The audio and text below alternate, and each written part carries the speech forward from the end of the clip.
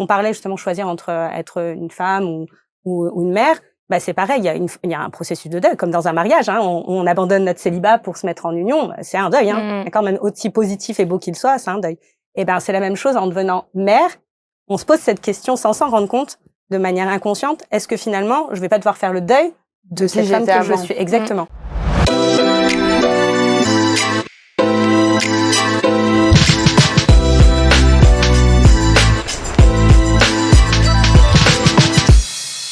Elles sont ambitieuses, créatives et souvent mamans. Elles façonnent le monde. Ce sont les femmes du monde et les femmes d'aujourd'hui. Et aujourd'hui, j'ai la chance d'avoir 4 dignes représentantes des femmes modernes et des mamans d'aujourd'hui à qui on va poser des questions. Et la question thématique sera posée juste après ces petites indications. Bienvenue sur ABC Talk Women, le premier talk 100% féminin que vous retrouvez toutes les 2 semaines sur ABC Talk TV. Ça va les filles?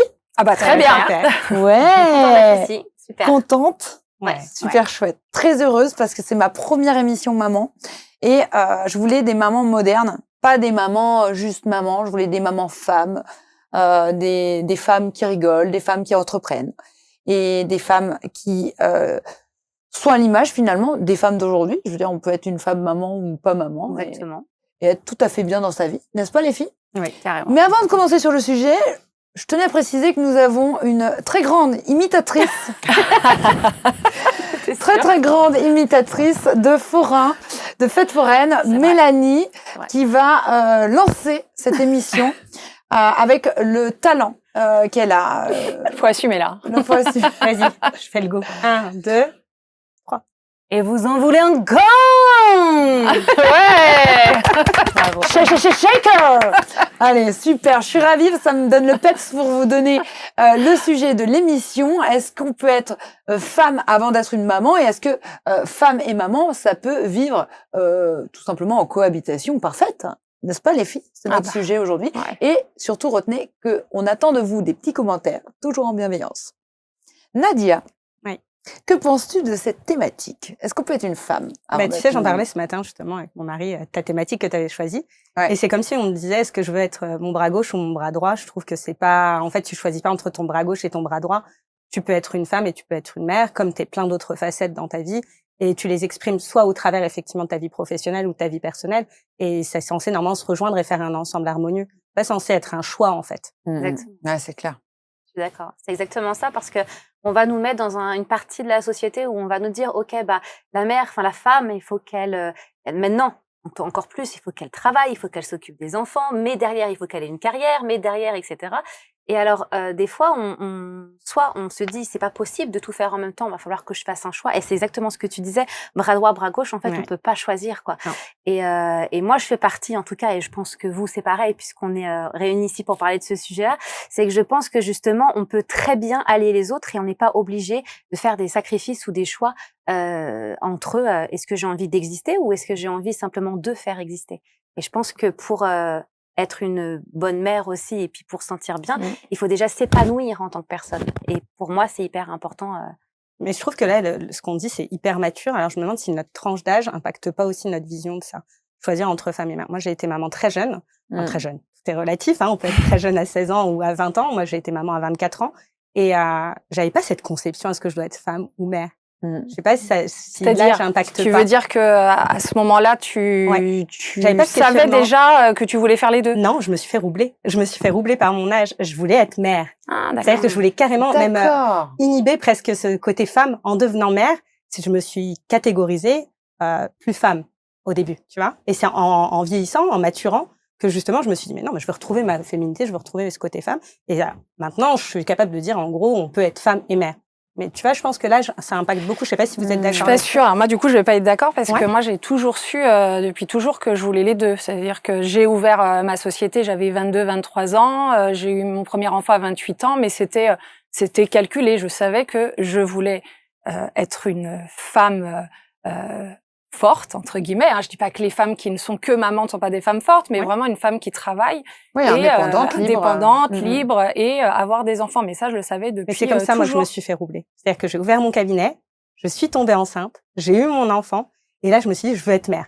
Et tu vois, je me suis retrouvée dans ce blocus, vie active déjà hyper prenante, tu vois, et bébé qui arrive. Et je me retrouvais frustrée, tu vois. Je déposais ma fille, elle avait 1 mois chez la nourrice, sûr. en pleurant, tu vois. J'habitais Montpellier à l'époque. Et je vivais à Gignac, donc j'avais 45 minutes de route. Et ces 45 minutes de route, je les faisais en pleurant. Mais je voulais pas lâcher mon cabinet, tu vois, pour autant. Mais c'est intéressant parce que alors, là, on est rentré dans le vif du sujet, les filles, et ça nous donne envie de découvrir déjà qui vous êtes, d'où vous venez, ce que vous faites dans la vie. Oui. Et donc, tu disais que tu étais à Montpellier, maintenant t'es où? Je suis à Reims. Ok. Oui, j'exerce toujours en tant que naturopathe et sophrologue. Alors, explique-nous déjà qui tu es. Je m'appelle Nadia, donc j'exerce à Reims. Je suis naturopathe et sophrologue. Je suis aussi auteure. Je suis aussi chef d'entreprise, donc j'ai beaucoup de casquettes. Donc ce sujet me parle énormément. Et pourquoi Montpellier-Reims? Pourquoi l'amour? Ah voilà, l'amour. L'amour, la vie, j'ai ma famille aussi. J'ai surtout ma famille qui est là-bas. Oui, ça joue un petit peu. Oui, ça fait remonter. Et toi, Mel? Qui es-tu? D'où viens-tu? Mel, mis à part la voix de forain. Alors, tu n'es pas foraine. J'étais foraine dans une autre vie, très certainement, pas dans celle-là. Non, moi, Mélanie, j'habite près de Lyon. Je suis maman de 2 enfants de 10 et 5 ans, avec la particularité d'avoir 2 papas différents. Donc, une gestion un petit peu plus délicate. 2 fois plus de problèmes. Voilà. Et j'accompagne des femmes. Je suis botteuse de fesses professionnelle pour les femmes qui ont envie de s'épanouir dans leur vie de maman, dans leur vie de femme, dans leur carrière, etc. Donc, je connais bien le sujet et j'ai jamais eu ce truc-là, tu vois, de me dire mes enfants. Alors, c'est peut-être, horrible parce que je sais qu'il y en a qui ont du mal à entendre ça, mais je me suis jamais dit je me sacrifie pour mes enfants ou mes enfants sont ma priorité. Tu sais, j'ai toujours continué à me dire je suis ma priorité parce que si moi je suis bien, mes enfants ils vont être bien. Absolument. Et puis ils vont prendre le pli et eux ils vont être bien dans leur vie, ils vont pas, tu vois. Donc ça vient naturellement, moi je trouve. Enfin, je sais pas pour vous, hein. Moi je me suis pas trop posé de questions. Ça vient naturellement. L'envie de travailler, l'envie d'élever ses enfants. Et vous avez été maman à quel âge, du coup? Alors, moi, 28 et 32. D'accord. Et toi? 27, je sais plus, 27. Je crois que je me suis... En fait, le problème, c'est que je vais avoir 35 dans 2 jours, là. Et du coup, je crois que je suis restée bloquée. J'ai une fille qui a 7 ans et demi et une fille qui va avoir 4 ans dans 1 mois. D'accord. Voilà. Pour remettre dessus. Mais je voulais juste rebondir sur un truc pour moi qui était important aussi, c'est qu'il y a des femmes qui se sentent femmes en étant complètement accomplies, en étant que mères. Et ça, il y en a, et j'en connais. Et c'est OK. Et c'est OK parce que des fois, on a envie, de dire, bon, allez, il faut absolument que, voilà, on voit un peu la girl boss avec ses enfants derrière, etc. Mais il y a des femmes qui sont là et qui sont très épanouies dans le rôle de mère et ça leur va complètement et c'est vraiment leur mission de vie, entre guillemets. Enfin, je veux dire, c'est vraiment elles sont là pour ça, elles ont toujours voulu avoir des enfants ou c'est vraiment, et ça, je respecte énormément. Donc, mais en vrai, quand on parlait de ça, c'est choisir, c'est vraiment un très très bon exemple que tu as donné tout à l'heure, je rebondis sur ça, c'est vraiment c'est très bizarre de devoir choisir entre ses 2 pieds aussi. C'est ça. On a besoin des 2 pour avancer. C'est ça. Mais voilà, vraiment le fait d'avoir des enfants et continuer d'exister au-delà du rôle de la parentalité, pour moi, c'était quelque chose d'évident. Je me voyais pas me cantonner, j'arrive très bien à gérer mon rôle de maman avec et je me voyais pas me cantonner simplement comme là, j'ai une période dans ma vie où je suis en transition, où je suis beaucoup plus à la maison avec les enfants, etc. Et explique-nous d'ailleurs. Voilà. Marjorie. Voilà. Aka Joya. Parce qu'au départ, t'étais pas prédestinée à être, en tout cas, une mère qui kiffe être mère. Je sais que tu m'avais raconté des moments difficiles. Mais d'abord, qui es-tu? D'où viens-tu? Que fais-tu dans la vie? Et après, tu nous expliques. Moi, c'est Marjorie. Donc, je suis artiste, donc sous le nom de Joya aussi, chanteuse. Et j'ai également, de base, je suis éducatrice spécialisée. Je travaille en protection de l'enfance, donc rien à voir. Et j'ai fait un gros burn-out suite à une dépression postpartum, une vraie dépression postpartum de plusieurs mois suite à la naissance de ma première fille qui était malade et du coup je me suis mise sur les réseaux sociaux pour pouvoir partager mon expérience avec d'autres mamans. Les forums c'était un petit peu plus compliqué donc j'ai commencé à en échanger et finalement j'ai touché beaucoup de personnes qui n'osaient pas dire que la maternité pouvait être compliquée, qui n'osaient pas se plaindre du fait de ne pas forcément y arriver et de devoir être cantonnée justement à un rôle, etc. Et donc, j'ai commencé à développer et par la force des choses, je suis devenue aussi créatrice de contenu. Donc, je partage des bons plans, etc. sur les réseaux, ma petite vie de maman, de ma petite famille, etc. Et j'ai du coup monté mon entreprise. Et il y a 1 an de ça, j'ai décidé de tout plaquer, de tout arrêter et de me lancer dans une reconversion professionnelle et de faire ce que j'aimais vraiment, et le marketing digital. Et donc, du coup, j'ai eu tout un changement. J'ai perdu beaucoup de poids, j'ai changé physiquement, j'ai fait un gros travail sur moi-même aussi. Et donc, du coup, c'est pour ça que j'en suis là aujourd'hui. Bravo. Voilà. Et du coup, pas étonnée de voir que tu as eu alors, on se connaît un petit peu et puis nous, alors même si nous on se connaît pas, mais quand Alice m'a vue il y a quelques années, j'étais absolument pas du tout comme ça. J'étais pas la femme que je suis aujourd'hui parce que je m'étais justement recroquevillée dans ce rôle de maman, à penser à mes enfants et à ne plus du tout penser à moi. Alors, j'arrivais plus à penser à moi en termes de temps, en termes de bien-être, en termes de bien-être psychologique. J'étais vraiment cantonnée à un rôle et en mode robot. Et en fait, j'avançais, je faisais à manger, les devoirs, les trucs, les machins. Voilà, j'étais en mode robot. Et quand ma deuxième a commencé à grandir, etc., c'est là où j'ai eu un déclic et je me suis regardée dans le miroir. Et du jour au lendemain, je me suis dit non, je peux plus continuer le travail que je fais maintenant parce que ça n'a plus d'intérêt pour le moment pour moi. J'ai envie de faire quelque chose dans lequel je m'épanouisse. Et je me supporte plus comme je suis là. Donc, va falloir que je fasse les choses pour changer. Et je ne parle pas de poids, mais je parle de santé. C'est très, très important pour moi de lier avec la santé. Enfin, voilà. Donc, du coup, j'ai eu un grand, grand changement et je pense que j'ai eu un déclic. Vraiment un énorme déclic. Mais quand je dis j'ai tout changé, j'ai tout changé. Hein. J'ai changé de nom, j'ai changé de travail, j'ai changé de tête, j'ai changé de corps, j'ai tout changé, quoi. Donc, j'ai gardé mon homme. Voilà. Il y a que lui qui est resté. Lui est resté. mais voilà. Et je rebondis sur ce que tu disais tout à l'heure. En fait, ce qui est important de tout ce qu'on va se dire aujourd'hui, je pense, c'est pas est-ce que on peut être maman et entrepreneur en même temps. C'est surtout est-ce qu'on peut être heureux quel que soit le choix que l'on fait. Que être maman, que être entrepreneur, être les deux parce que c'est notre équilibre ou pas. Moi, en l'occurrence, et vous aussi, j'imagine, sinon vous ne seriez pas là. Mon équilibre, c'est d'être et entrepreneur et maman. Et c'est comme ça que ça marche pour moi. Mais voilà, toutes les mamans qui ne sont que mamans, si elles sont bien comme ça, faut surtout continuer. Si elles sont pas bien comme ça, faut peut-être se poser des questions. Qui es-tu, ma chère Sandra? Qui suis-je? Tu rebondis bien, je trouve que tu interagis super bien avec tous les sujets et ça me fait super plaisir. Mais on a envie de te découvrir. Bon, sur ABC, on te connaît. Normalement, on me connaît un petit peu sur ABC. Alors, je commence par ça ou tu le dis, Alice? Bon, Sandra, c'est c'est ma consoeur sur ABC qui a l'émission Et si on papotait, dans laquelle j'ai déjà été invitée. Et du coup, en fait, on se fait des petites invitations. Voilà, sur la même chaîne, voilà. Des allées-venues, voilà. Et je te laisse te présenter parce que tu as un super parcours. Donc, moi, c'est Sandra Ferreira. Je suis diététicienne nutritionniste. J'ai combien d'heures pour me présenter parce que j'ai beaucoup de choses à dire? T'as 2 minutes. Ok, c'est bon. Pas en heure. C'est bon.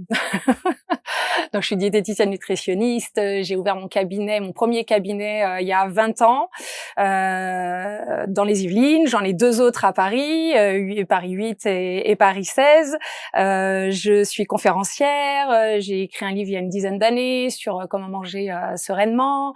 J'ai été formatrice. J'ai fait énormément de choses. En fait, j'aime beaucoup multiplier les expériences. T'as même été chroniqueuse. Genre, oui, chroniqueuse, ça allait arriver.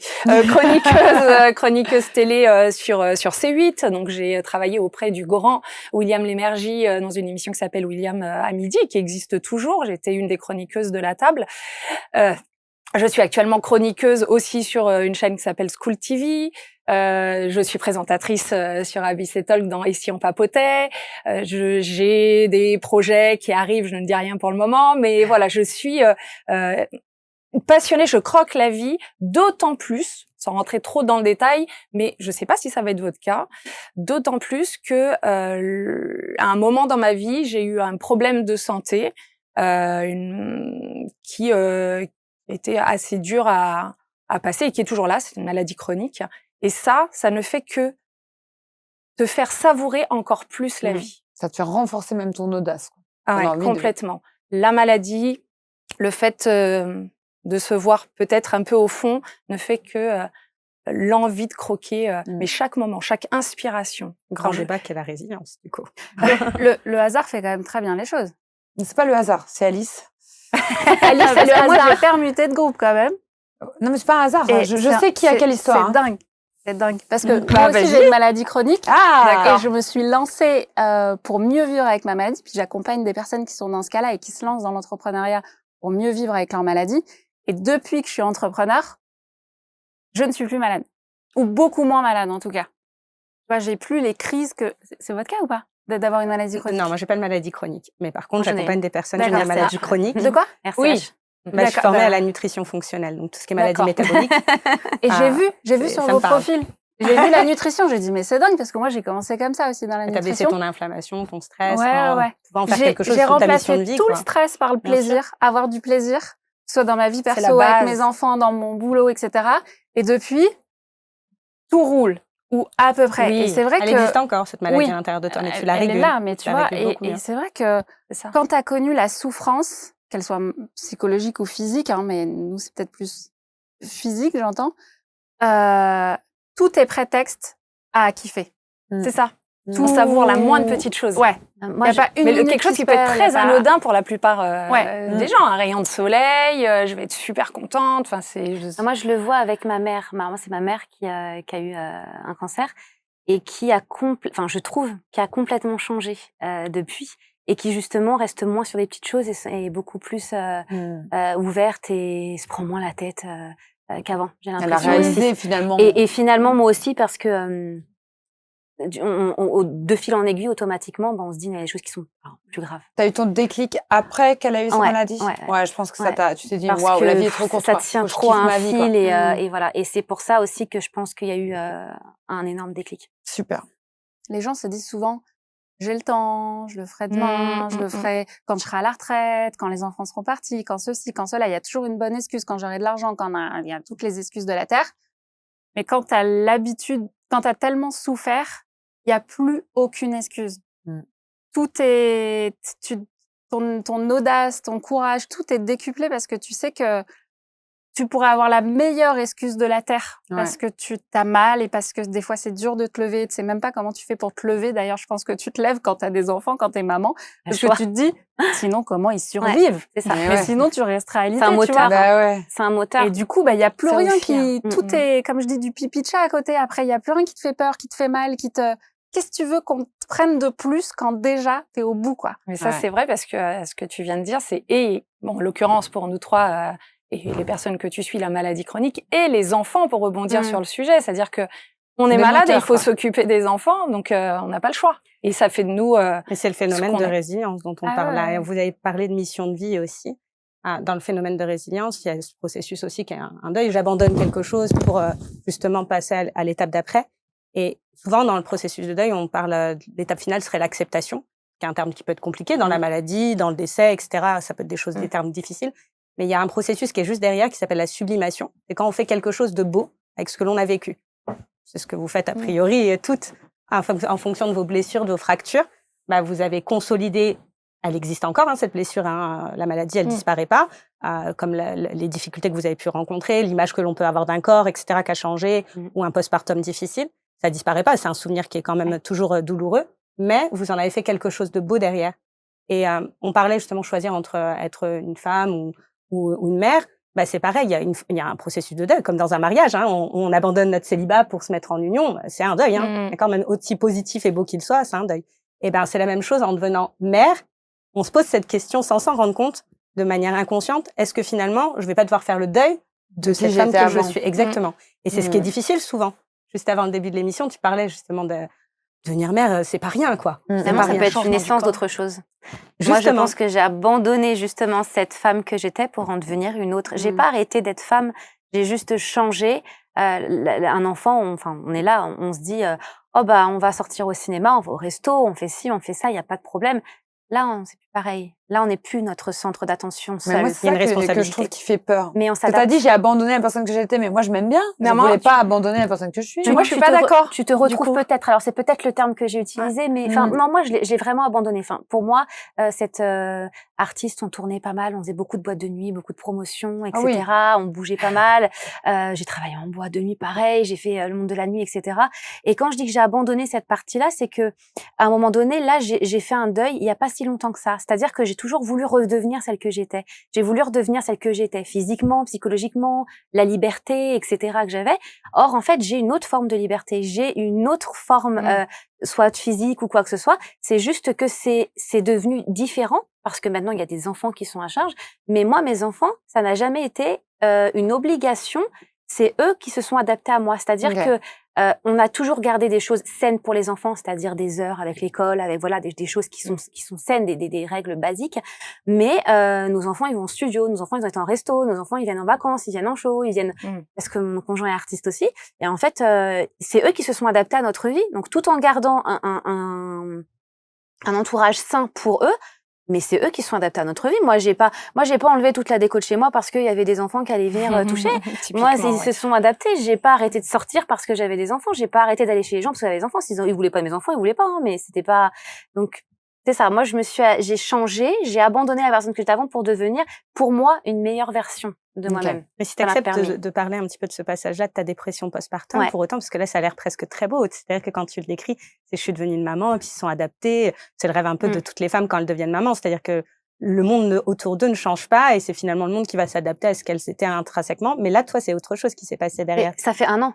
D'accord. J'ai un recul, ma grande, elle va avoir 8 ans. Mais qu'est-ce qui a fait que justement dans ta dépression postpartum, tu as réussi à raccrocher les wagons, à te dire en fait je peux aller au-delà de cette perte en fait identitaire? Alors j'ai une image, une anecdote en fait qui est assez, je m'en souviendrai toute ma vie. J'ai été très triste, j'ai été très malheureuse, j'ai été pas si entourée que ça quand ça m'arrivait. J'avais mon conjoint, ma mère et ma sœur, mais le reste concrètement il y avait personne. Hein, quand ça va pas, voilà, arrête de pleurer, c'est pas grave, ça va aller, tout le monde est passé par là, un bébé ça pleure, c'est normal. Enfin, à un moment donné, quand ça va pas, ça va pas. Et je sais reconnaître les femmes. Voilà. J'étais vide, ça veut dire que j'allais quelque part, j'avais le bébé, tiens, il est mignon. T'étais dissociée. J'étais vide, c'est comme si j'avais un écran devant moi, je me reconnaissais plus, j'étais limite enlevée de mon corps. T'étais dissociée, tu regardais l'image à distance. Exactement, c'est exactement ça. Ta vie passait devant toi, quoi. Et ma fille devait avoir peut-être 9 mois, un truc comme ça, dis-moi. Puis j'étais assise sur un parking et puis je regardais derrière la vitre, elle était dans le siège auto derrière. Je la vois me sourire et puis je la vois rigoler, etc. Et je me suis mis à pleurer et je me suis dit ok, d'accord, parce que j'ai mis autant de temps à accepter d'être mère. Ça a été très compliqué pour moi. Et quand je l'ai vue et je l'ai vue sourire et je me suis dit ça y est, j'ai l'impression de me sentir enfin mère. C'est ma fille, je l'aime. Et j'ai eu un déclic comme ça. Est-ce que c'est la fatigue qui fait ça? Est-ce que c'est un dérèglement des hormones associé peut-être à ton histoire? Il y a plusieurs choses qui rentrent dans le circuit là. Il y a le baby blues. Moi j'ai eu 2 enfants. La deuxième finger in the nose. Aucun problème, vraiment aucun souci. La première, elle a fait des gros reflux. Elle a été très malade, donc elle hurlait en permanence. Les médecins, avant, c'était même il y a 8 ans, c'était un petit peu encore moins, on va dire sur les réseaux, etc. Donc on savait pas trop. Donc ça a été compliqué par rapport à ça. Et puis je pense que, comme tu dis, l'histoire aussi. Moi, ma fille, quand je suis tombée enceinte, on m'a fait ma première écho, on m'a dit c'est une fille. Mais moi, je voulais pas d'enfant, moi. Et moi, c'était pas moi, je voulais continuer je voulais être en carrière, je voulais faire, voilà. Okay. Déjà, moi, c'était pas un objectif de vie d'être maman. Ni pour moi, ni pour mon conjoint. Ouais.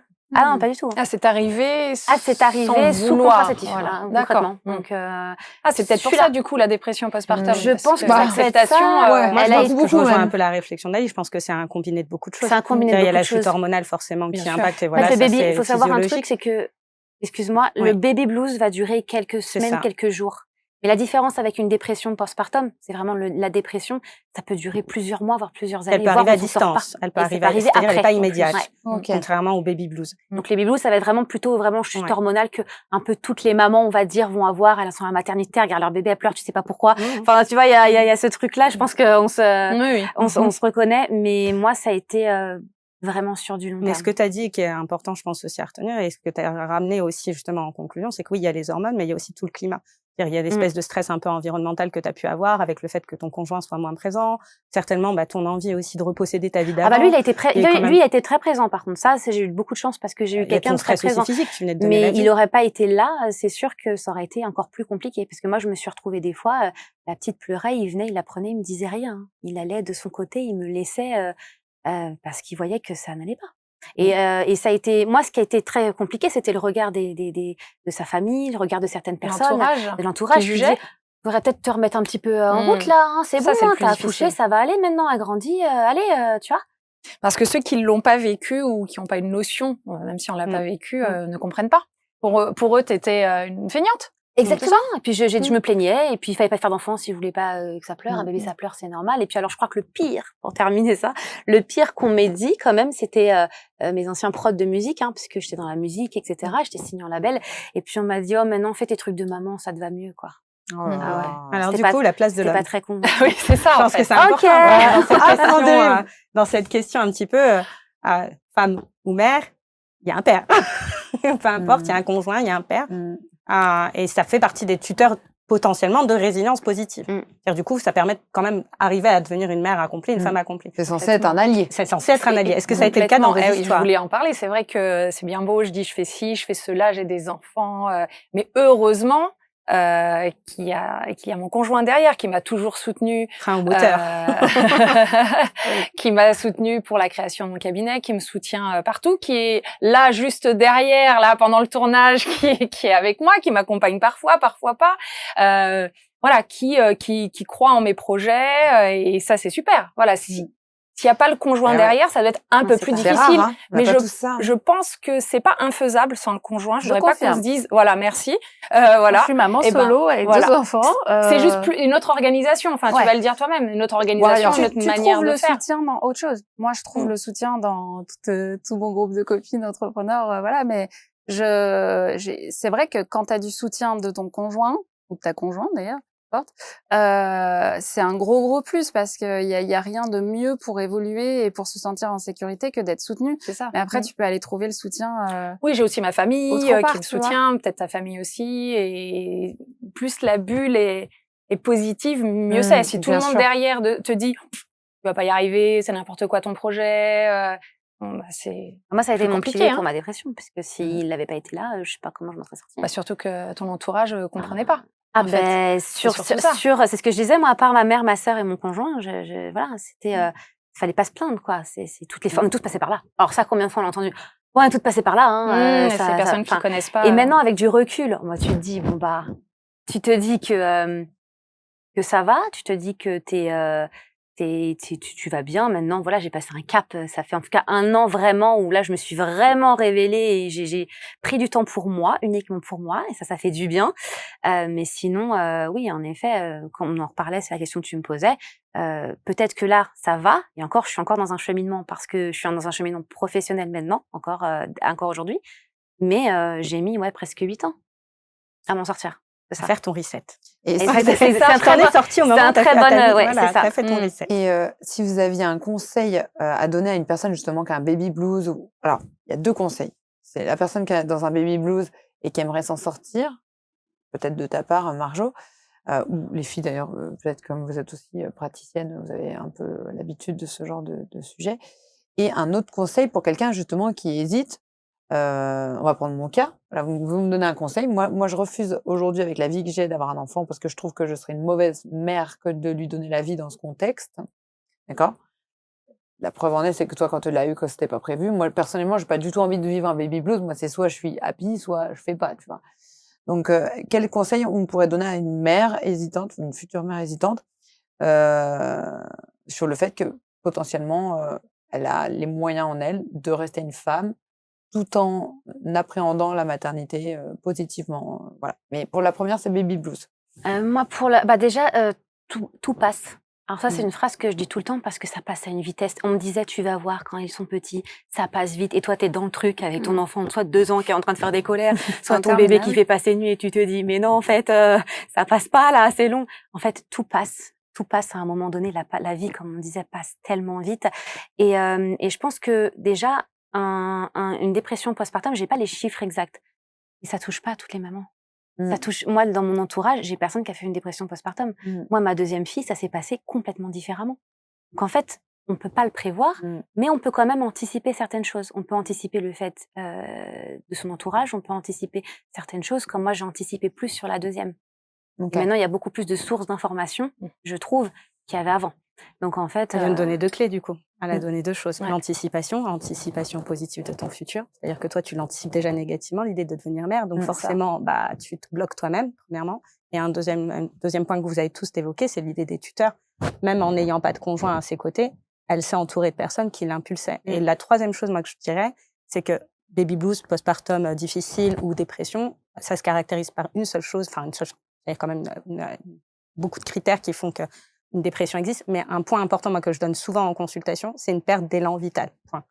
Perte d'élan vital, c'est-à-dire que quelque part, il n'y a plus de vitalité à l'intérieur de la personne. Il faut aller la chercher. C'est un truc de fou, c'est exactement ça. On est vide de ça. Voilà. Qu'est-ce que c'est alors la perte d'élan vital? Tu n'as plus la vitalité pour vivre ta vie, pour actionner des choses. Tu n'es plus dans l'action, donc déjà, tu as confiance en toi. Tu es dans le sommeil, tu es dans la procrastination. Ce qu'elle a donné comme idée, dans le vide. Ouais, la petite ça. flamme, tu regardes ta vie passer, de toi, mais t'es pas capable t'es pas capable de te lever le matin, voire même pire. Quelle en est la cause? Voire même pire. La fatigue, le stress. Là, pour le coup, il y a quand même les hormones qui jouent beaucoup, énormément. Mais elle a quand même beaucoup évoqué l'idée de pas se retrouver dans cette vie, l'idée de laisser sa vie de côté, moins d'entourage avec son conjoint moins présent. Tout ça fait partie des Il a été présent. Je rebondis dessus parce que lui, il a été hyper présent, justement. C'est qui a dit qu'il était pas présent? Moi, mon conjoint, il a été hyper présent du début à la fin et il est toujours présent. Donc, pardon à ton conjoint. Si vous regardez cette émission, les papas. Il y a le bon à préciser. Mais le fait d'avoir des tuteurs solides, ça, c'est quelque chose. Mais ça, c'est pas, attention, c'est pas que le conjoint. C'est là où on se trompe souvent. Oui, c'est peut-être la famille, les amis, ce que tu travail. C'est pour ça que c'est important de pas oublier cette part de soi. Et c'est pour ça que du coup, peut-être, ça s'est aussi déclenché, c'est l'éloignement avec sa passion, son travail, ce qui l'animait. Donc, perdre d'élan vital, ce qui l'animait, ce qui lui donnait de la vitalité. C'est exactement ça. Perdre d'élan vital. Alors là, c'est tout à fait ce qui, moi, je me voyais, mais c'est ça, je me voyais survoler. C'est-à-dire que j'ai des images de réunions de famille où on y va parce qu'ils veulent voir le bébé, etc. Et puis, laisse le bébé, et puis t'es là. T'es vide, quoi. Puis tu sais pas ce que tu fais. Mais là. Du coup, le conseil, c'est de surtout pas perdre cet élan vital. C'est ça. Je pense. Comment on fait? Quel est le conseil? L'inverse. Tu vitalises. C'est-à-dire que tu t'entoures, même si t'en as pas forcément envie, si quelqu'un vient sonner à ta porte, tu ouvres quand même la porte. Tu le laisses rentrer. Parce que peut-être que cette personne-là va te donner un conseil. Toi, par exemple, qui veut pas parce que t'as peur que cet enfant grandisse dans un monde qui sera horrible. Quelqu'un qui va te raconter ses défis, ses difficultés, comment elle les a traversés. Du coup, ça va te donner des billes pour construire une anticipation positive en te disant, typiquement, elle a pas eu de conjoint à ses côtés, mais elle a réussi. Tu vois, elle a connu une dépression postpartum, mais elle en est sortie. Tu vois, là, ce que tu vis là, typiquement, c'est pour ça qu'elle avait pas tort avant l'émission en disant il y a peut-être un truc à l'intérieur qui travaille, c'est que du coup, tu es en train toi-même d'aller piocher de la résilience, de la vitalité pour engager un projet potentiellement. Moi, je résumerais même en un seul mot, le lâcher prise. Oui. Enfin, je sais pas si tu me rejoins, c'est te pose pas de questions, entre guillemets. Mais c'est difficile. Mais c'est difficile, ce terme-là, il peut être très brutal quand on n'a est pas dans le contrôle, l'expérience, quand on est dans le contrôle. Parce que ce qu'elle fait, en fait, c'est que ce que tu dis, en fait, c'est que avoir un enfant, c'est une situation qu'elle pourrait pas contrôler parce qu'elle ne dépend pas que d'elle. Cette situation-là dépend du monde extérieur. Elle ne pas quand il arrive. Non, mais même l'enfant en lui-même. Je prends l'exemple. Tu vois, moi, je suis quelqu'un, mais je suis très lucide. Tu vois, ma mère est psy. Donc, si tu veux, moi, on peut m'expliquer ce qu'on veut. Moi, j'ai été analysée de mes 2 ans à mes 18 ans tous les jours. C'est bien, c'est très bien. J'ai fait des thérapies familiales, donc je sais m'analyser. Mais donc je suis très lucide, très comment je pourrais dire ça? Ouais, très j'ai pris du recul sur moi, tu vois. Je suis quelqu'un de très anxieux déjà de base. Donc quand t'es anxieux, déjà c'est dur. Quand t'as des enfants, t'es doublement anxieux, on est bien d'accord. Bien sûr. Quand t'en as 2, t'es triplement anxieux, on est d'accord. Donc moi j'ai pas envie de faire porter ça à mes enfants déjà de 1. De 2, je suis porteuse d'un handicap. De 3, je viens d'une famille qui est décroissante, donc qui est complètement lucide de la situation. Nous, on est tous dans le déni, là, aujourd'hui. La situation, on n'allumerait pas les lumières comme ça, hein. Je vous le dis parce que là, c'est catastrophique. On a atteint notre point de non-retour le 7 mai et à chaque fois, la date, elle se ravance sur les ressources. Bon, quand on est très cultivé, très lucide et c'est impossible de faire un enfant. Voilà. Mais bon, j'aurais aimé ne pas avoir ces informations. Si on me les a données, voilà. Il y a des informations que je préfère ne pas avoir. Elle a tout à fait raison. Voilà. Même si ce mot-là, il est trop difficile. Oui, il est dur. Il est trop difficile à en rentrer quand justement on est dans un hyper contrôle comme ça. Mais c'est exactement ça. Elle a tout à fait raison. C'est de lâcher prise. C'est-à-dire que du coup, mais faut que tu le travailles. Ça se travaille, en fait, lâcher prise. Ouais, mais c'est une hyper vigilance que tu as. Non, mais moi, avoir la vigilance ou pas, ou lâcher prise, moi, ça me concerne, c'est ma vie. Mais donner la vie à quelqu'un. La responsabilité. C'est de la responsabilité, c'est pas que lâcher prise, je vais faire 10 gosses. Tu es bien responsable de ta chienne, par exemple. Oui, mais moi, c'est autant qu'un enfant. Oui, mais elle décède à 15 ans. Elle verra pas l'exode climatique. L'exode climatique, on va l'avoir, hein. Et tes enfants, ils la verront. Et peut-être tu vas les savoir. Je suis très très contente d'avoir eu mes enfants sans le vouloir, entre guillemets. Exactement. Parce que tu portes pas cette responsabilité. Là, la deuxième, si, parce que c'était vraiment la première, je pense qu'on l'a voulu d'une certaine manière, puisque si elle est arrivée, c'est pas par hasard. Mais je veux dire, le fait d'avoir contrôlé, de demander, de vouloir la deuxième, c'était quelque chose de réfléchi par rapport à la première. C'était vraiment ce qu'on voulait. Mais de base, je suis contente parce que sinon, je pense pas Moi, dans ma vie, je ne voulais pas d'enfant. Donc, la façon moi, c'est dont même pas par rapport à ma vie. dessus, Moi, je m'en fiche, ma vie passe en second plan. C'est vraiment la vie de l'enfant. Alors, du coup, je vais me permettre juste de rebondir là-dessus. Un peu le moment, peut-être un petit peu particulier. Mais moi, j'ai une expérience personnelle qui est pas la maladie, mais qui est la perte d'enfants. Pour le coup, j'ai perdu 2 enfants dans un accident de la route. Voilà, c'est le moment émotion. On va essayer tous de rester concentrés sur le sujet parce que c'est important. Ça va peut-être, au contraire, te donner des choses aussi pour mieux comprendre. Donc, quand tu me dis, il y a un impact climatique, il y a plein de choses. En fait, en gros, on va laisser rien à nos enfants, si ce n'est en gros de la bouillie et ils vont être malheureux. Moi, j'ai fait le choix de avoir un enfant derrière. Une petite Ava. Ça veut dire la vie. D'accord?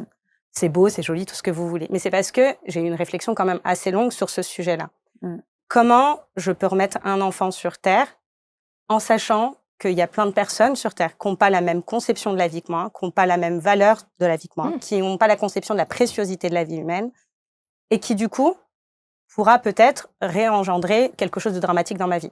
Par X ou Y raison, peu importe. Moi, je t'ai toujours dit, je te trouve trop courageuse. Enfin, mais on a tous du courage quand tu regardes. Non, mais tu es au-dessus. Mais franchement, non, parce que pour avoir accompagné beaucoup de personnes, honnêtement, il y a des gens qui ont, à l'échelle de la société, eu l'impression d'avoir vécu rien. Et honnêtement, c'est pas le cas. C'est immense pour leur vie. C'est un impact immense. Et c'est justement remettre les proportions. C'est-à-dire que quand tu dis le climat, etc., ça nous dépasse. Mais ta vie à toi, elle est précieuse, tu vois. La vie de ton enfant sera précieuse aussi. Tu vois ce que je veux dire? C'est-à-dire que du coup, ce que tu vas lui donner, ça vaut quelque chose. Parce qu'en fait, quand tu dis que c'est le climat qui vaudrait presque quelque chose de plus important dans la vie d'un enfant que tu aurais, bah, t'oublies que toi, ta vie à toi, elle pourra apporter beaucoup à un petit être. Moi, quand j'ai refait Ava, c'est ce que je me suis dit. Je me suis dit, j'ai envie de transmettre ce que je suis. Ça veut dire qu'à un moment, j'ai cru en moi. Et ça a été compliqué. C'est une reconstruction importante quand même. C'est-à-dire que quelque part, je me suis dit, j'ai quelque chose à apporter à un autre petit être qui va venir, tu vois. Et je le vois, elle est ultra solaire. On a vécu le pire dans notre famille. Honnêtement, sincèrement, perdre un enfant, c'est quelque chose. Voilà. Est-ce qu'on irait jusqu'à dire, on fait une analyse d'Alice, qu'elle serait fataliste, finalement? Ah oui, moi, je suis fataliste. Oui. Je pense pessimiste, malgré c'est pas ton caractère. Ça m'étonnerait que ce soit pessimiste. Non, mais moi, je connais pas ça, Alice, au niveau de ma vie, je suis optimiste, mais peut-être oui, fataliste. Mais ce que je rappelle qu'il y a des femmes qui veulent pas d'enfants aussi, hein. Ce que j'ai dit, toi, c'est que c'est quelqu'un qui est beaucoup dans le don d'elle, mais qui croit pas forcément, derrière tout ça, je suis pas sûre qu'elle se dise que finalement, elle aurait plus de valeur que quelqu'un d'autre. Donc, du coup, cette notion de valeur, c'est peut-être plus ça. C'est, est-ce que ce qu'elle est, ça vaudrait quelque chose pour un autre enfant de plus fort que le climat qui va se détruire ou que sais-je, tu vois? C'est peut-être plus quelque chose de ça. Mais on a chacun nos propres blessures. Et moi, la mienne, c'était ça. C'était l'abandon, tu vois. Et le fait d'avoir peur d'être abandonnée faisait que j'ai mis du temps avant de refaire un enfant. Parce que du coup, j'ai eu la sensation, moi, que mes filles m'ont abandonnée. C'est terrible, hein. C'est la première fois où je le dis. Mais vraiment, j'ai eu cette sensation que c'est pas moi qui les ai quittés, c'est elles qui m'ont quitté. Tu vois, c'est pas la même notion. Donc, redonner la vie, c'était l'idée de peut-être qu'un jour, mon enfant va me quitter. Voilà, de risquer encore un autre abandon. Donc, quelque part, tu vois, c'était cette parlé de l'être anxieux, être anxieux x1, x2, x3, moi, je suis pas sûre que ça se multiplie. Et ben, moi, justement, ça m'a un peu... Oui. Parce que finalement, mon anxiété à moi, elle s'est peut-être mise sur les enfants. Elle s'est peut-être... Normal, on a toujours peur. Hein. Un enfant, t'es toujours en hyper-vigilance tout le temps. T'as peur qu'elle tombe, t'as peur qu'elle truc, mais en même temps, tu peux pas contrôler non plus. Exactement. Et on lâche pas. Exactement. Et donc, moi, il y a une phrase que je dis tout le temps. Et alors, c'est pareil, c'est un petit truc qui peut paraître un peu bête. Une fois, j'ai claqué ma porte et mes clés sont restées à l'intérieur. Et donc, j'ai pris un Uber, j'étais énervée. Fallait que je prenne un Uber pour aller au travail, je dépose les filles à pied, machin et tout. Bref, tu sais, le truc où journée qui commence comme ça, là, t'as pas envie. Et donc, du coup, je fais ma journée, puis je rentre dans le Uber, puis je suis énervée et je remercierai toujours ce monsieur qui m'a changé ma façon d'être. Je suis rentrée dedans, il me dit, bah, pourquoi vous êtes énervée, ma petite dame? Je suis désolée, c'est parce que, voilà, il faut que j'aille, je vais être en retard au travail, machin. Et il m'a dit, mais vous savez, madame, vous auriez pas dû prendre la voiture. Et il m'a dit, en fait, vous avez un ange gardien, vous auriez pas dû prendre la voiture, c'est comme ça. Vous ne deviez pas être dans votre voiture aujourd'hui. Et du coup, je pars du principe, et attention, ça s'applique pas pour une perte d'enfant, tu peux pas dire ça. Mais, que un peu tout est parfait et que finalement, il y a une suite dans les choses. Donc, tu peux pas tout contrôler. Mais elle a transformé. C'est ça la sublimation dont je vous parlais au début. C'est quand vous décidez de faire quelque chose, même avec la fracture la plus terrible, mais vraiment la plus terrible, on peut faire quelque chose. Non, ce que je veux dire, quand je dis qu'on peut pas faire quelque chose, c'est qu'on peut pas le contrôler. Non, mais du coup, regarde, quand je parle de fracture, je parle justement de ça. de la fracture, par exemple, environnementale, de la fracture de la maladie. Tu vois, tu dis ça, on est porteur d'un handicap. Il y a le climat. En gros, c'est comme si tu donnais moult arguments pour reculer cette échéance de possiblement transmettre ce que t'es. Mais clairement. Alors qu'en fait, ce que tu as à transmettre, c'est juste toi. J'assume Ce que tu as eu à transmettre, c'est juste toi. Même dans ton processus de reset, ça veut dire que demain, à tes enfants, quand tu vas leur raconter ton histoire, c'est-à-dire ils peuvent se réinventer 1000 fois. Ah, mais de toute manière, moi, ce que je veux, en plus, j'ai fait 2 filles. Enfin, j'ai fait. Pas toute seule, et puis j'ai pas choisi. Waouh! On a eu 2 filles. Voilà, on a eu 2 filles, mais ce que je veux dire, c'est qu'en plus, c'est un côté encore plus féminin où là, j'ai encore envie de transmettre des choses parce que autant la vie devient très dure et très compliquée parce qu'on connaît tous le climat actuel, mais il y a aussi parce que le côté féminin et comme on a vu là, même aux États-Unis où ils ont enlevé la, enfin, je veux dire, ça peut être en danger. Et donc du coup, en ayant des filles, on a envie de leur transmettre aussi que maman, voilà, elle vit sa vie, elle a besoin de personne. Si elle a envie de, voilà, elle a envie de se préparer, elle a envie de travailler, elle a envie de faire ça. Moi, j'ai de la chance, j'ai un conjoint qui, pareil, lui, du moment, enfin.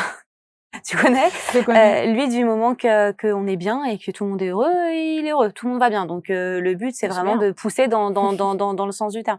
Mais c'est important, surtout avec des enfants, mais encore plus avec des filles, des futures femmes, quoi. Ouais. Moi, j'aimerais bien entendre aussi comment tu gères un peu ton quotidien, du coup, sans papa présent et avec autant de travail, etc. Parce que c'est intéressant quand même. Par quoi commencer? C'est ça? Ton emploi du temps de la semaine. Attends, parce que moi, j'ai pas que 2 enfants. Tu peux y aller, j'ai 2 poules et un chien.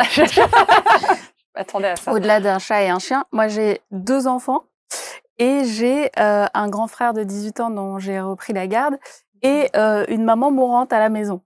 Ok. Donc, ça me fait beaucoup de personnes à gérer à la maison. Mais ça va, ça se gère. Donc, c'est une organisation de fou parce que j'ai 4 enfants, tu vois, à la maison.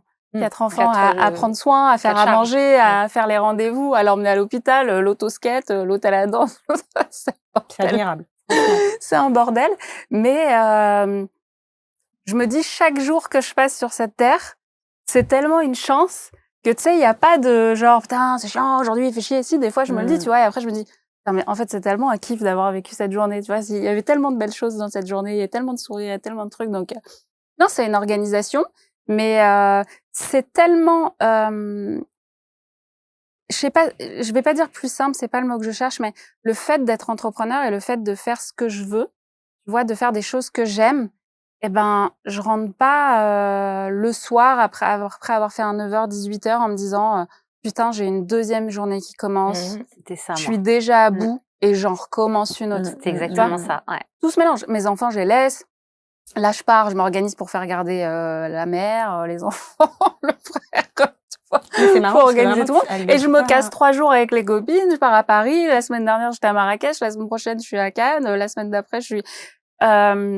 Mes enfants, ils sont habitués. Ils me voient kiffer. Ils kiffent aussi.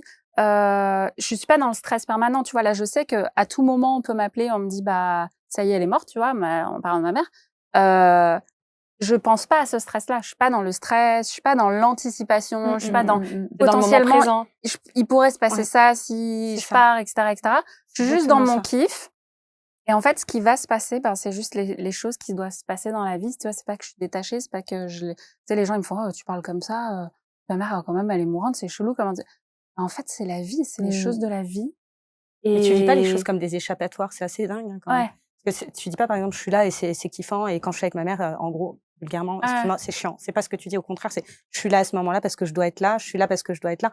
En fait, c'est pas, je sais pas comment dire, c'est pas des échappatoires, c'est vraiment, même tout, en fait, tout est presque plaisant à vivre quand tu le c'est décris. du pur moment présent, là. C'est de la pure pleine conscience du moment. J'étais pas comme ça, moi. Moi, j'étais la plus grosse dépressive de la Terre. J'étais malade comme pas possible. Bah voilà, t'es passée par des choses absorbe, Alice. J'étais focus sur ma maladie tout le temps parce que quand t'as mal tout le temps, que les gens, t'as de la discrimination. Tu sais, il y a une phrase qui dit, tout ce que les yeux ne voient pas, le cœur ne s'en soucie guère. Et que ce soit une dépression postpartum, une maladie, un deuil, ce que tu veux, tant que les gens ne le voient pas, physiquement parlant, ils ne peuvent pas le ressentir, ils ne peuvent pas le comprendre. Donc moi, j'étais le malade imaginaire, j'imagine que on toi te croyait aussi. pas. La meuf qui fait chier tout le monde, qui est jamais contente, qui vient mais qui est pas là, l'autre qui, bon, bah ça va, faudrait t'en remettre un jour, etc.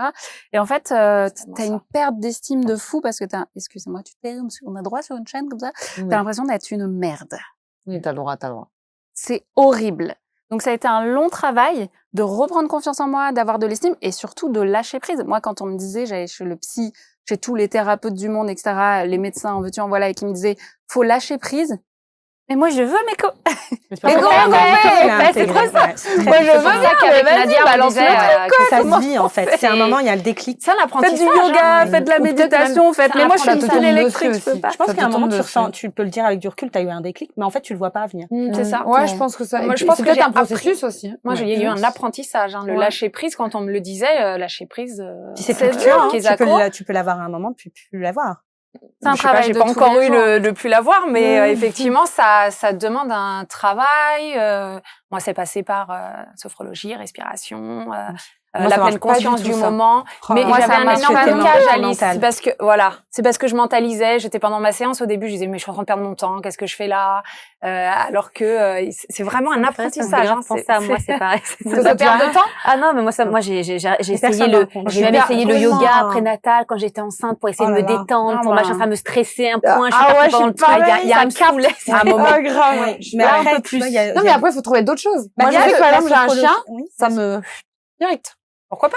Tu vois, chacun présent, d'être avec. Peut-être après, chacun son histoire. Même ça peut être des trucs transgénérationnels. Chez moi, les tambours chamaniques, la méditation, ça marche pas. Par contre, peut-être mes ancêtres avaient des animaux, tu vois. J'en sais rien.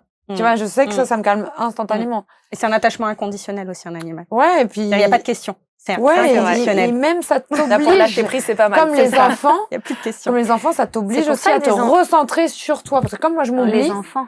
Le chien, non, mais moi, j'ai toujours eu des chiens, même à mes 3 ans. Ma mère, elle m'a dit que je mangeais par terre des pâtes. J'aimais les chiens. C'était pas comme les gens qui ont un chien. Dans une autre vie. J'étais un chien, je mangeais par terre. Vraiment, je rigole pas. C'est vrai ce que je dis. Et j'avais un truc avec les chiens, je ne sais pas pourquoi, je ne le saurais jamais. Parce que mes parents n'aimaient pas spécialement ça. Mais je savais qu'une chose, bon, il y avait, comme tu as dit, l'amour inconditionnel, mais moi, je cherchais pas l'amour inconditionnel, je l'avais déjà de mes parents. Mais j'aimais ce truc où t'es obligé de te recentrer dans le présent, parce que moi, je suis TDAH, donc j'étais toujours dans l'avenir, tu vois. Mais là, il faut le sortir, le chien. Il faut qu'il mange, il faut qu'il boive. Mais c'est un peu, je sais ce que tu vas dire et je suis d'accord. Les enfants font la même chose. Alors peut-être que je vais adorer ça. Il est à côté de toi, il est à côté de toi, il te regarde et puis là tu te dis ok bah maintenant il va falloir que je me lève, il faut que je l'habille, il faut que je sorte, il faut que voilà. Moi je pense qu'elle ferait une excellente maman. Il y a quelqu'un d'autre qui va faire une excellente maman. Parce qu'elle se pose ces questions-là d'ailleurs. On fera une prochaine émission. Oui, quelqu'un qui parce que ça arrive d'avoir des femmes et moi je veux vraiment mettre le point dessus parce que s'il y a des femmes qui nous regardent et qui voilà.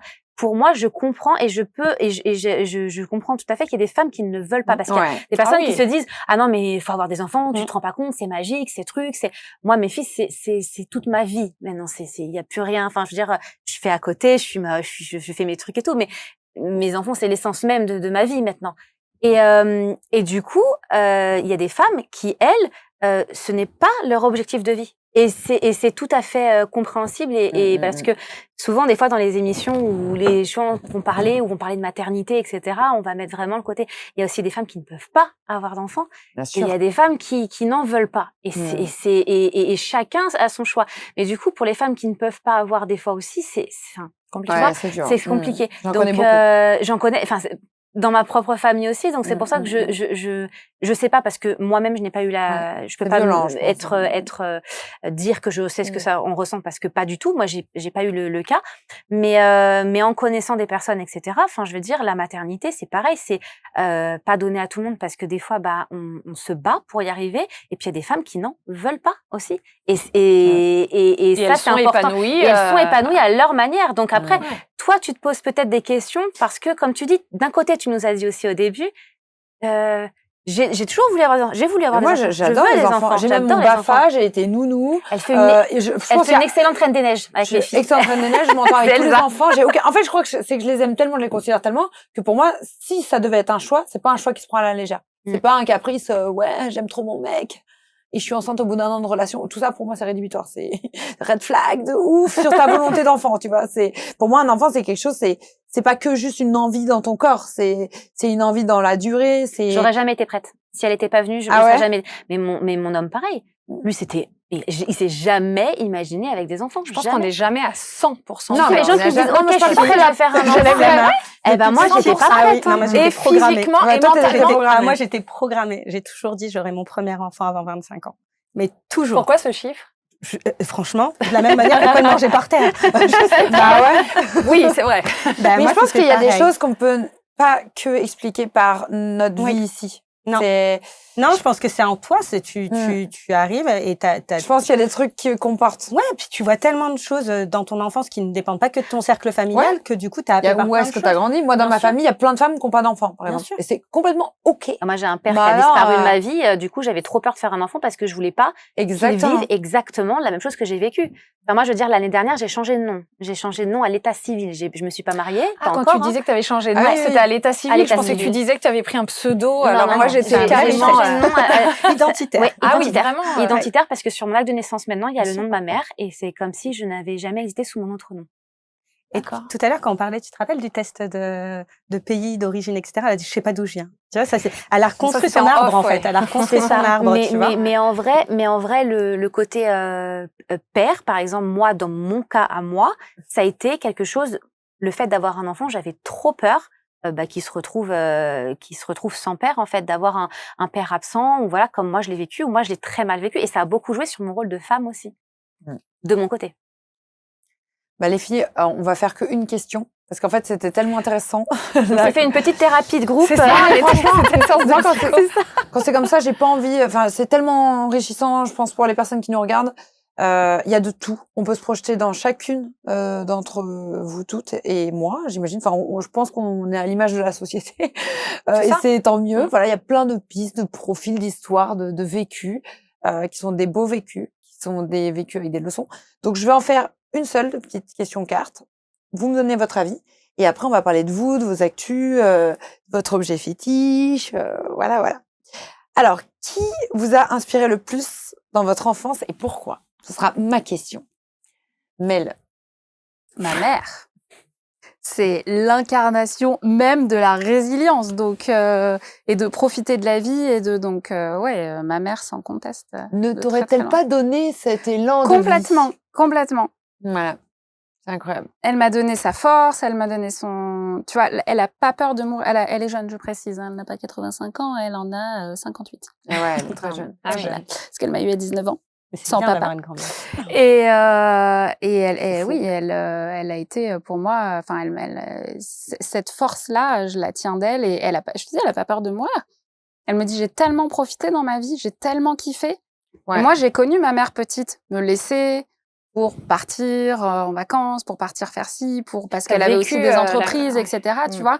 Et je comprenais pas quand j'étais petite, tu vois. Et après, c'est en vieillissant, puis en devenant moi aussi maman, je me suis dit, putain, mais en fait, elle a jamais laissé sa vie de femme de côté. Et elle me dit toujours, tu comprendras quand tu seras grande. Et Dieu merci, parce qu'aujourd'hui, elle peut partir, elle a kiffé. Et j'espère que si moi, demain, je dois partir, j'aurai kiffé ma life. Et mes enfants, ils feront pareil. Moi, j'ai une petite question. Comment tu le vivais en tant qu'enfant de voir ta maman kiffer sa life, comme tu dis? Est-ce que tu trouvais ça pas juste qu'elle te laisse toute seule? Ça dépend de l'âge. Tu sais, ça dépend de où t'es dans l'âge. Puis moi, j'étais toute seule avec ma mère, j'ai pas de papa. Donc, ça dépend de l'âge. Il y a des âges où je l'ai détesté de partir parce que c'était pas le moment. Et puis, il y a des âges où c'était le kiff. Ça t'a rangé. Tu vois.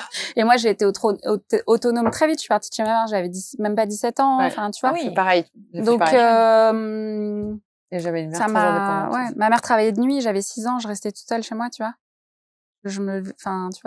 J'étais autonome très très vite, puis j'ai toujours grandi avec des adultes.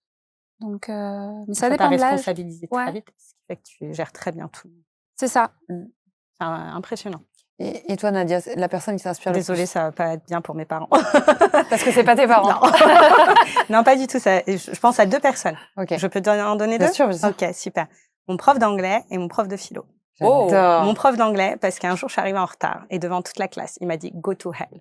Je m'en rappellerai toujours. J'ai eu 2 en anglais et 2 en allemand au bac. Je détestais les langues. Par contre, j'ai eu mon bac avec mention. Mais passons, il m'a dit ça. Et c'est toujours resté cette phrase-là. Go to hell. Ouais, va en enfer. Va en enfer. Bah ouais. Mais, on m'a dit, tu refermes la porte, go to hell. monsieur, si vous passez par là, mais ça va pas ou quoi? Regardez ce que je suis devenue, monsieur. Ouais. Elle est en hell, là, avec tous les heavy. J'ai plein de hell parties. Donc, il y a lui, vraiment, qui a été un vrai moteur dans ma vie, vraiment Parce qu'il ne croyait pas en toi. Pas du tout. Ça t'a justement boosté. Ouais, complètement. Par contre, je n'ai jamais eu la moyenne de ma vie en anglais. Go to hell. Je ne parle pas du tout anglais, toute ma famille parle anglais. Tu sais dire go to hell. Voilà. C'est pas mal. Et voilà, il m'a fait une aversion pour l'anglais, mais par contre, il m'a donné la niaque. Comme quoi, même dans les pires moments, on peut retrouver de l'énergie pour justement faire des choses. Et deuxièmement, le prof de philosophie, qui lui, à l'inverse, nous laissait manger sur la table. Il nous appelait les Spice Girls avec mes copines. Enfin, il croyait à mort en nous, quoi. Et il m'a donné un goût. En fait, s'en foutait des détails, lui. Ouais, et puis il m'a donné un goût de l'humain. C'était quelqu'un qui croyait en l'humain. Peu importe d'où tu venais, qui tu étais, etc. Il croyait en l'humain. Et il m'a donné ça. avec les profs. Hein. Énormément. Ah, ouais. Énormément. Quand t'as un bon prof, tu t'en rappelles. Hein. Moi, je m'en rappelle toute ma vie. Les mauvais, alors oui. On vous fait un bisou, les mauvais. Hein. Et les bons aussi. Je sais pas où vous êtes en ce moment, mais on viendra pas vous voir. Voilà. Mais c'est les deux. C'était les génial. C'est fou. Et c'était en quelle classe? C'était au collège. Les deux étaient au collège. Collège, c'est le collège et lycée, pardon. Collège, prof d'anglais, lycée, prof de philo. Donc, ouais, ok. Ouais. Et ça a énormément impacté ma vie. Mais le collège, en plus, tu prends tout tellement plus fort. T'es en pleine construction, les émotions. Ouais. Oh là là. Exactement. C'est dur. Marjo, une personne qui t'a inspirée. Pareil, je vais être sur deux parce que je peux pas les dissocier. C'est pas possible. C'est ma mère et ma grand-mère. Je peux même pas en parler. Ok. Tellement c'est puissant. Voilà. Passons à moi alors. Sandra. Moi non plus, c'est pas que je copie, mais je peux pas les dissocier. Je vais le dire en un mot, c'est mes parents, donc mon papa et ma maman, parce que je suis issue d'une famille d'ouvriers, donc j'ai vu mes parents travailler comme des fous jour et nuit pour y arriver. Ils m'ont donné le goût d'envie de se surpasser, d'envie d'aller plus loin, et je pense que ça a beaucoup aidé dans mes envies de tous les jours, d'autant plus que ma maman a une maladie chronique et que c'est la femme la plus rayonnante du monde. Mais ça, on le sait très bien parce que depuis tout à l'heure, on dit des choses quand même tristes par moment, et vous remarquerez que les femmes, les gens qui vivent le plus de choses malheureuses sont des personnes qui sourient beaucoup. Et c'est exactement ce qu'on retrouve depuis tout à l'heure. Hein. Voilà, donc bisous à mes parents. Bisous. C'est vrai, on apprend, parce que là, par exemple, on est bien, donc on se dit waouh. Quand on sait ce que c'est de souffrir, là, on est bien. Et ça revient à ce que tu disais tout à l'heure. Je crois que c'était toi. C'est que quand on est alors dans la souffrance, quelle qu'elle soit, le deuil, la dépression, la maladie chronique. Comme ça ne se voit pas, mais si tu le disais, ça ne se voit pas. Les gens pensent que tu simules, ne comprennent pas ta souffrance. C'est clair. L'impression que voilà, que tu te plains. À la fois, on serait les mêmes sans nos blessures. Non. C'est une vraie crise. Alors quand je fais un comeback dans ma vie, je me dis si ça ne m'était pas arrivé, je ne sais pas ce que j'aurais eu comme chemin, mais peut-être que merci à cette maladie. Finalement, on en vient à en dire. C'est horrible ou pas, mais merci à cette maladie. C'est vrai. Et toi, Alice? Et moi? Bah oui. On me pose jamais la question. Moi, j'ai envie de savoir. T'as envie de savoir qui m'a le plus inspiré? Je pense que c'est, pareil, c'est mes parents. Mes parents et mon frère. Mon frère, en fait, on avait une chance sur deux à la roulette. C'est lui qui est mal tombé. Et il est encore là. Il se bat, mais alors, du coup, il fait beaucoup moins de choses que moi. Donc, moi, je fais pour lui, en fait. C'est pour ça que les gens me disent, tu fais trop de trucs. Je fais, ouais, mais tu vis pour deux personnes, moi. Donc, voilà, il est né avec un albinisme oculaire, avec beaucoup de risques de perdre la vue à tout moment. D'ailleurs, c'est comme s'il voyait pas, parce qu'il voit pas au-delà de ça. Donc, enfin, c'est comme s'il avait un voile sur les yeux. Moi, je l'ai que côté gauche, donc je vis comme ça depuis que je suis née, donc je vois pas le problème. Je vois absolument pas le problème. Naturel. Personne ne le remarque. J'ai fait 15 ans de rééducation. C'est pas un handicap visible, déjà. C'est pas un handicap qui m'handicape, parce que je peux conduire. Enfin, ça m'handicape un petit peu. Ça m'handicape au cinéma, quand je mets les lunettes 3D, vous savez, parce que les lunettes 3D, ça fait ça. Oui. Donc moi, je vois 3D, mais que comme ça. C'est trop chiant. Avatar, ça a été l'enfer. Je voyais, genre, 3D, 2D, pendant 3 heures, mais, l'enfer pour moi. Non, mais, mon frère m'inspire beaucoup. Il a vécu le harcèlement, parce qu'en plus d'avoir un handicap, j'adore les enfants, quand même, accessoirement, mais certains sont très cruels. Bien sûr. En plus d'avoir un handicap, de loucher, que ce soit dur pour lui, que la lumière l'éblouisse, qu'on lui dise qu'il pourra pas conduire, qu'il sera peut-être pas en capacité de travailler, qu'il aura peut-être pas de carrière, rien. Ben, les enfants le frappaient parce qu'il louchait, tu vois. Ah oui, et moi, j'étais sa petite sœur. Et ça, je l'ai vu. Et ça, j'ai dit toute ma vie, je serai Robin des Bois. C'est-à-dire que si j'assiste à un truc comme ça de mon vivant, moi, je vais y aller. Donc, j'étais en CE1 et je tapais sur les CM2 qui tapaient mon frère. Et là, j'ai dit, OK, il n'y a plus personne qui va, en tout cas devant moi. Après, si c'est pas devant moi, je peux rien faire. Mais devant moi, je verrai plus jamais un groupe s'attaquer aux plus faibles. C'est toi qui es devenu le bulldozer. Et je suis devenue le pitbull. Mes copines, elles m'appelaient comme ça. Quand on sortait en boîte et tout, tu sais, t'avais des relous qui venaient se frotter. Je disais, mais tu fais quoi là? Et là, ça y est, je m'énervais. Voilà. Et d'ailleurs, je suis devenue presque plus grande en taille que mon frère. C'est fou le corps. Hein. Je suis devenue plus. Non, pas le corps. Ouais. Voilà. Merci. Merci à vous, les filles. Vos petits objets fétiches. Marc, il va me tuer. On a 1 minute. Objet fétiche et promo. Alors juste, moi, j'ai cherché, je vous jure, un objet fétiche, je n'ai pas trouvé. Je n'ai pas d'objet matériel fétiche, j'ai pas une photo, j'ai pas un bijou, j'ai pas un truc qui me reste, j'ai rien. Par contre, moi, la seule chose que j'ai, tout est sur mon corps. J'ai le nom de ma grand-mère, j'ai ma fille qui a écrit maman, j'ai les prénoms de mes filles, j'ai mon chiffre fétiche qui est le 13, qui représente beaucoup pour moi, qui est tatoué sur moi. Donc en fait, tous mes tatouages, là c'est ma sœur, ma mère, voilà, tous mes tatouages chez moi. Dont celui-ci qui est Life Goes On, la vie continue, est très important pour moi. Donc moi, j'ai pas d'objet. J'ai cherché vraiment. Je me suis dit, j'en ai pas. Mais par contre, tout est sur mon corps en fait. Émotionnel. Ouais, c'est ça. Bien sûr. Tout est retracé enfin, j'en ai plein et tout est retracé sur moi. Génial. Et toi, Massandra? Moi, il est là. Il se résume à ça. Qu'est-ce que c'est? Vous connaissez ou pas? Hibou. Non. Non, malheureusement. Une amande? Alors peut-être qu'il est pas bien. C'est o coração de Viana. C'est le cœur de Viana. Alors moi, je suis d'origine portugaise et c'est un cœur que m'a donné ma cousine Mégane, si tu nous regardes, qui représente en fait l'amitié, l'amour. On offre ça. Donc c'est très typique de la région du nord du Portugal.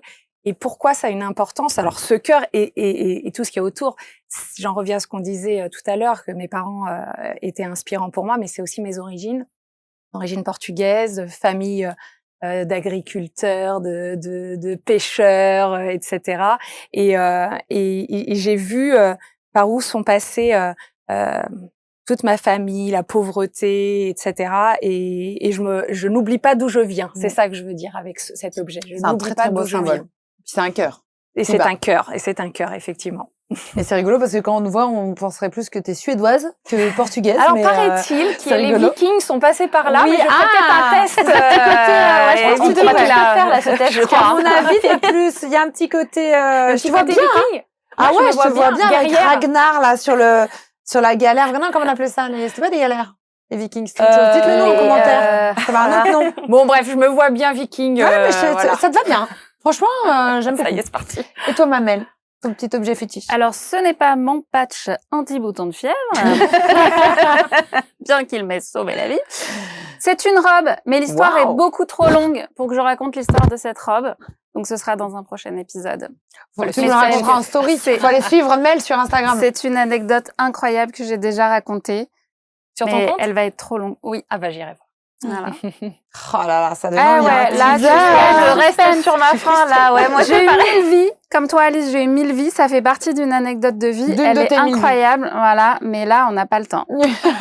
Faut en revenir. Ah, voilà. Et toi, Manadia? Très simple. C'est cette bague-là qui me quitte jamais et qui veut dire en hébreu, où que tu sois, tes anges sont avec toi. Voilà. J'adore. Magnifique. Voilà. Elle me quitte jamais. Trop. On a le droit de se faire des câlins dans ça? Bah, bien sûr! Oh, mais c'est recommandé. Il y a beaucoup de Nadia, le fait que ça portait la voix, Ava, pour ta fille. Enfin, t'es beaucoup sur, dans les symboles, et c'est très beau parce que du coup, vraiment, tout a une signification. Et moi, j'aime bien les choses qui ont des significations. Moi, je suis très, merci beaucoup. Vous n'êtes pas ensemble par hasard. Hein. Ah, bah, c'est ce qu'on voit, hein. Alice, ça fait des merveilles. Hein. Moi, je fais un peu la débile, mais j'écoute, je vois que d'un œil, voilà. Mais tu vois bien. Mais je vois très bien. Cet œil analyse tout. C'est ça. Un radar. Merci les filles. Alors, où est-ce qu'on peut vous retrouver vos actus en rapide? Toi, Maëlle, Instagram. Sur Insta. Badass. Mélanie Monchot. Badass Business Club. Badass Business Club. Super. Et toi, Nadia Carmel? Nadia Carmel. Développement de maison Anna bientôt. Voilà. Magnifique. Et il y a ton livre qui était déjà sorti, qui est super et qui est toujours en vente. Oui, bien sûr. Les 2 livres sont toujours en vente, bien sûr. Voilà. Et toi, moi, Sandra Ferreira Diète sur les réseaux sociaux, Instagram, j'ai une chaîne YouTube, Sandra Ferreira diététicienne nutritionniste, et mon livre qui est toujours en vente, qui s'appelle Comment manger sereinement, perdre du poids durablement. Yes. Et toi, Marjo? Et moi, c'est sur le compte Instagram plus particulièrement, qui est Joya Off, donc c'est mon nom d'artiste officiel. Et du coup, où je partage plein de choses et il y a plein de choses à venir avec du contenu, livres aussi. Enfin, il y a beaucoup de choses qui arrivent. Waouh, merci mille fois les filles. Merci Franchement, Alice, c'était une émission très touchante. Je vous remercie pour cette sincérité. J'espère que vous avez apprécié. N'hésitez pas à poser vos commentaires et à réagir sous cette vidéo, toujours avec bienveillance. On aimerait bien recevoir vos témoignages, vous aussi, votre posture, femme, maman. Vous avez envie d'un enfant, vous en avez déjà. Qu'est-ce que vous avez envie de nous partager? Et surtout, n'hésitez pas à soutenir ces nanas. C'est des Wonder Woman. Je vous embrasse très fort. Je vous fais un gros bisou avec un gros cœur sur vous toutes, comme ça. Merci d'être vous. On se retrouve très prochainement sur ABC Talk Women. Ciao.